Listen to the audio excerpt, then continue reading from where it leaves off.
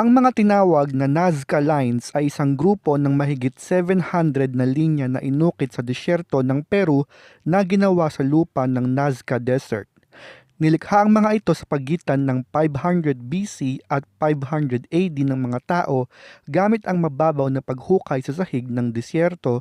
Nag-alis sila ng mga maliliit na bato at nag-iwan ng iba't ibang kulay ng lupa na nangingibabaw sa kulay ng lupa sa disyerto. Ang mga linya ay binubuo mula sa pinakasimpleng linya, geometric shapes, mga iba't ibang uri ng hayop, halaman at tao na sumasakop sa lawak na 19 square miles. Ang pinakapopular na paniniwala ng mga scientists at historians, ang mga linya ay may layunin tungkol sa relihiyon. Ang mga linya ay mga handog di umano sa kanilang mga Diyos na makikita sa kanila mula sa langit. Sinasabi ng ibang mga sayentipiko na sila ay mga sagradong landas na ginamit ng mga sinaunang Nazca sa panahon ng kanilang mga ritual sa relihiyon. Pero ayon sa author na si Erich von Daniken na ang mga alien ay nakarating sa Nazca Desert noong ang mga tao ay nag-evolve pa lang mula sa mga unggoy na nilalang.